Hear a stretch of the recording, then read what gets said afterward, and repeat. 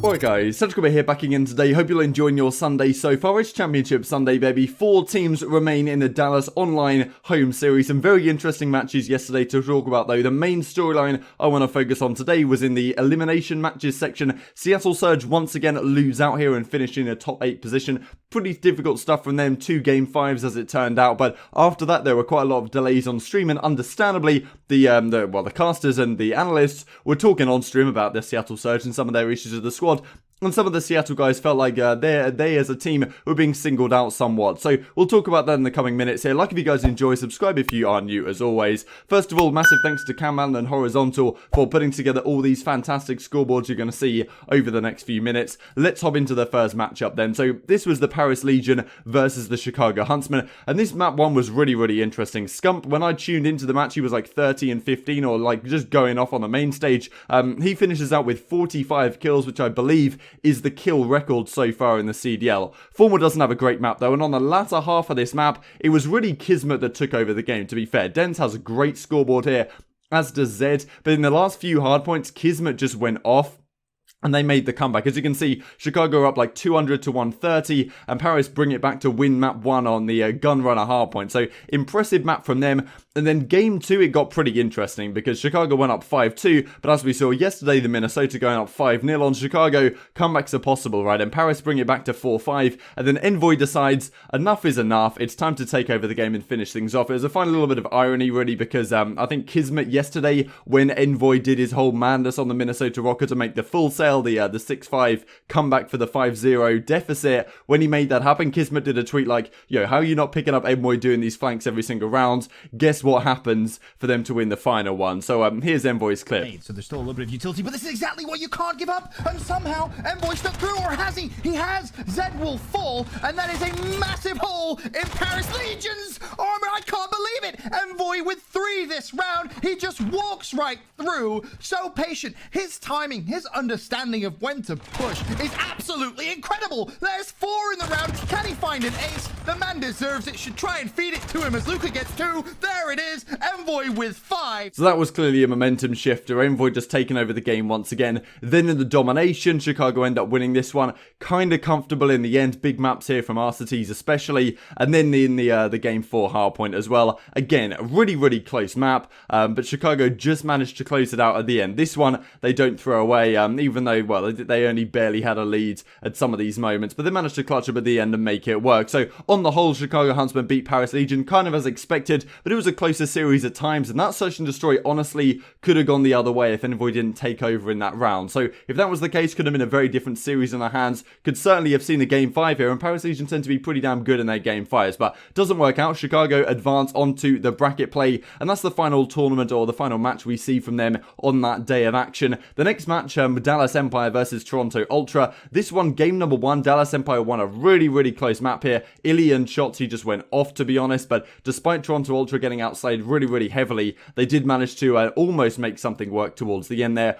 And then Dallas win game number 2 S&D, and you kind of think at this point the series is probably over.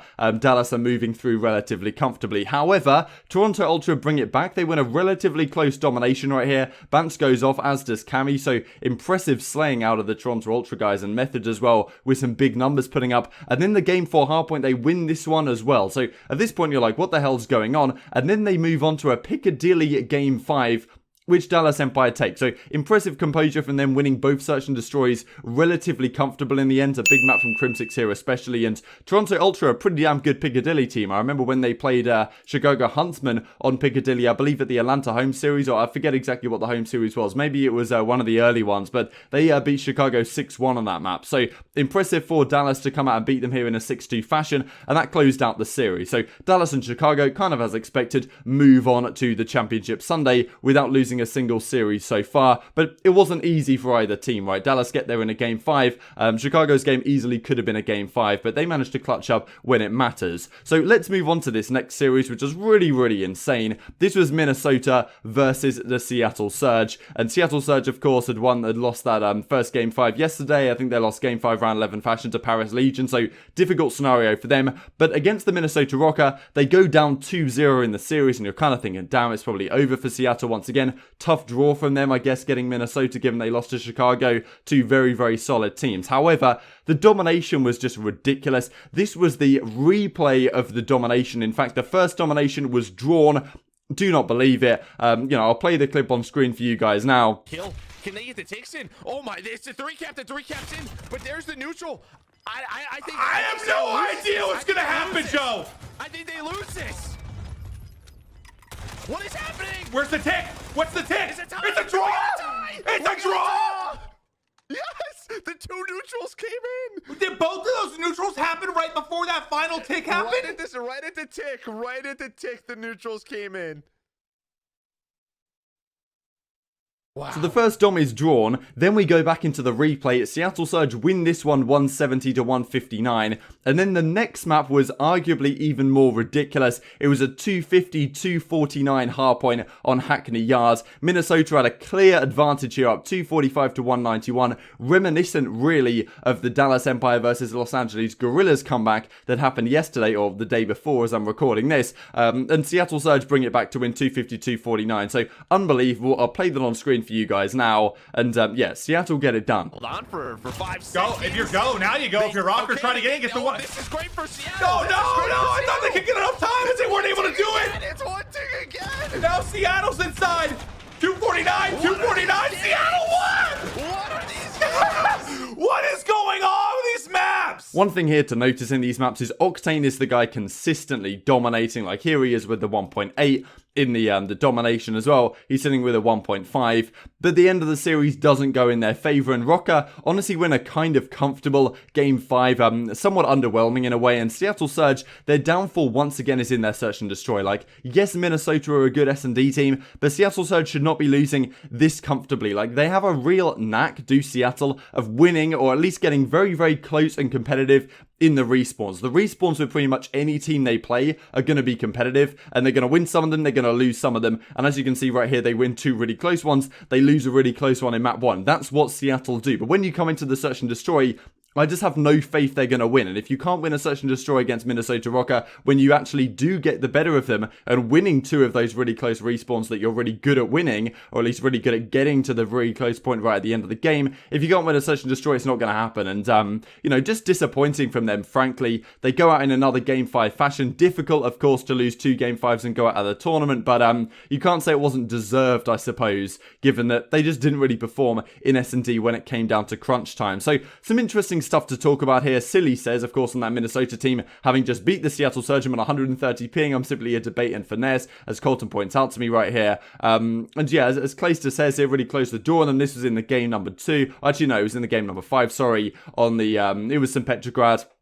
They ended up beating Seattle Surge on, so pretty comfortable from them. And this is what I really wanted to discuss. So Joey Nubsy does this tweet, hearing a lot about our team. He's the coach for Seattle Surge during this Paris versus Minnesota series. Must be a super slow day. What do you want us to talk about in regards to you guys? Says Benson. I just feel I've heard the same thing for 6 hours and it's not even our series anymore. It's a big talking point. I don't blame them whatsoever. Haven't seen many upsets so far this tourney. Also, as you can tell, delays are happening, so some fillers bound to come up. So really what Nameless is talking about here is the whole fact that I'm sure a lot of the people on stream were talking about what exactly is wrong with Seattle. Octane seems to be going off, but they can't get the job done. They're search and destroy, they just don't perform in game 5s. All of these kind of factors, and I'm sure that was a recurring talking point given there were a lot of delays. Not exactly sure the reasons for these delays. I wonder if it's pros just not turning up on time, in which case I imagine there's a lot of fines that should be delivered. But, maybe that's not fully the case, but regardless, then Damon Garma comes back. 2 game 5s, teammate just had a kid kiss my ass. Tell the stream we couldn't move yesterday, that's something you can talk about. Well, I haven't been on broadcast this entire event, but when I am, I'll keep that in mind. So, some interesting statements here from Karma. And this first one is fair enough, right? Like, they lost in 2 game 5s. Teammate, that's Apathy, just had a baby, which is, so congratulations to him. And he didn't have the best performances this weekend, but can you really expect it?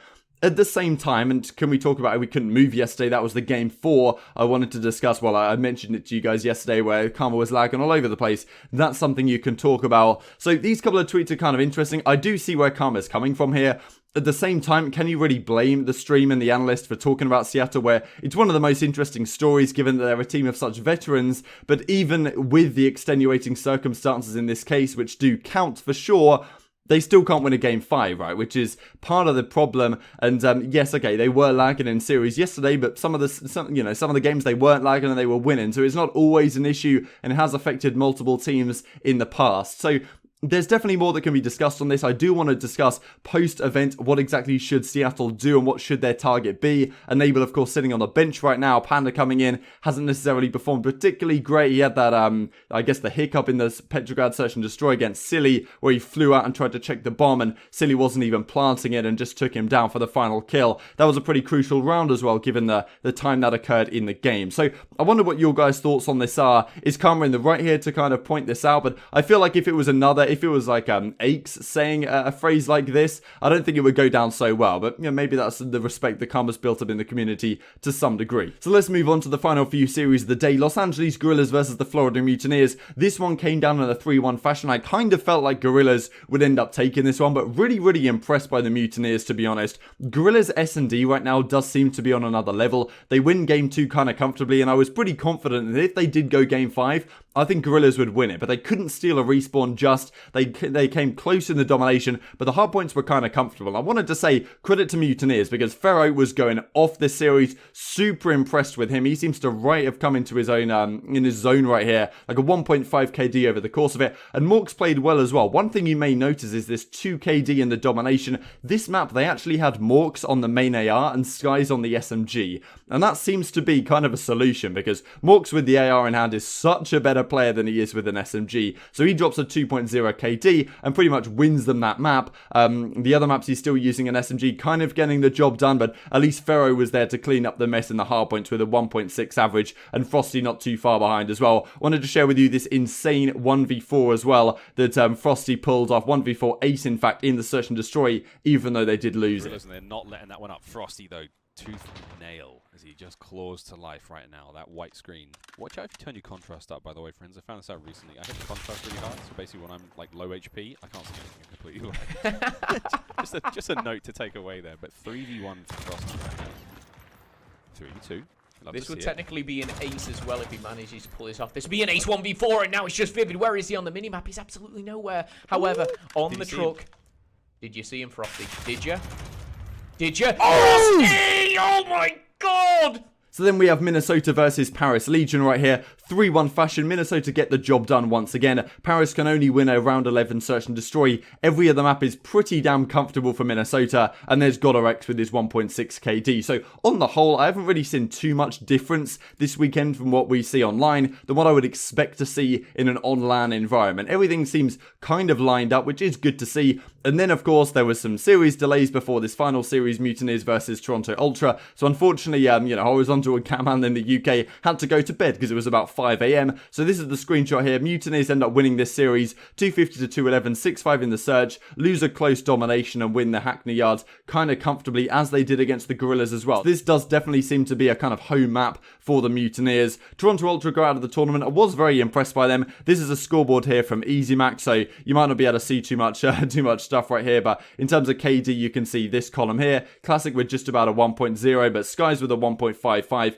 Pharaoh with a 1.12, and Frosty and Havoc and Morks pretty much just around even. So impressive series, to be honest, from the Florida guys on the whole, and I was very impressed with them so far this weekend, to be honest. This is what it looks like on the whole. So Dallas Empire, Minnesota Rocker, Chicago Huntsmen, Mutineers are your two semi-finals. This is basically what a lot of people would have predicted. I predicted the LA Guerrillas to be here instead of the Mutineers, which I will open up and admit to, but Mutineers definitely played above my expectations, and Pharaoh looks very comfortable indeed. So this is going to be some incredibly tough series. Mutineers, of course, beat Chicago at that Atlanta home series, I believe, and Dallas Empire Minnesota is going to be an interesting one for sure. I'm going to predict Dallas and Chicago to just sneak out of these two matches, but we could definitely have some game 5s on our hands here. I almost certainly think we will in at least one of these series, and then I'd be surprised if the final doesn't go game 5 as well. My prediction was Dallas in the game 5 at the start of the weekend. I'm going to stick to that, but maybe Chicago have looked slightly better on the course of it this weekend. This is the schedule for tonight then, so this is 9 PM my time, which means 4 PM Eastern time, 1 PM Pacific time.